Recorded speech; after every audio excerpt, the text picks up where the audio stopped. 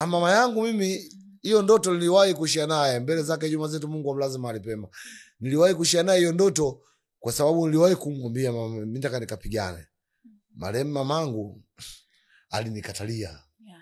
Aliniambia, mwanangu, katika familia yetu kupigana imetoka wapi tena hiyo? Nikamwambia mbona kakangu anafanya mazoezi ya bondia. Sema sawa, anafanya mazoezi ya bondia, usije kapigana nani? Mimi mwanangu nakupenda, ndio wewe uliokuepo. Wewe ndio mwanzo na mwisho. Kwa hiyo ukiniambia ukapigana utakuwa sijakuelewa. Kwa hiyo mimi hapa ninachokuomba, kama unataka kupigana, akisha nijengee nyumba mimi mamako, hata vyumba viwili tu au kimoja, nikae hapo afu kapigana. Okay. Kweli mimi nilipambana. Nilihangaika, nilimwambia mamangu, mama, kwa hiyo ulosema mimi nitajitahidi mama. Naamini kabisa Mungu iko siku atanisaidia, nitajenga nyumba na nitakuchukua, nitakulea.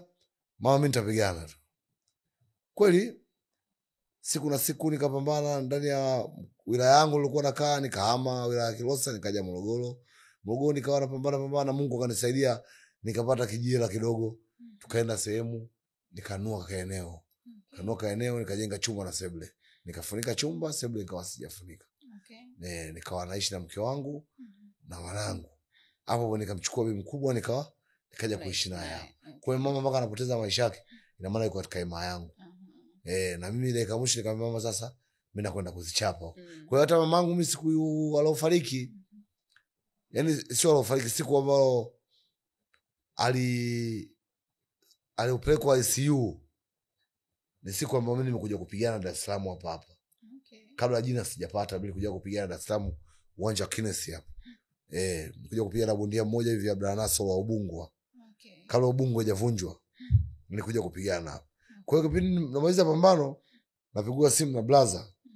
Anambia, dogo vipi? Ngambia fresh. Bwana habari yote? Ngambia sina habari yote. Bwana bibi mkubwa tumempeleka hospitali, yuko ICU bibi mkubwa. Naona nyumbani tulipoteza tu mwelekeo ghafla. Okay. Tukapeleka kwa ICU.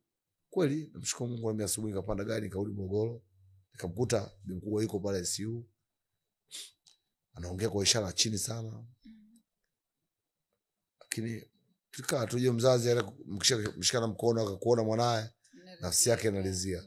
Lakini Mwenyezi Mungu bado hajatoa nguvu, usiku akapoteza maisha.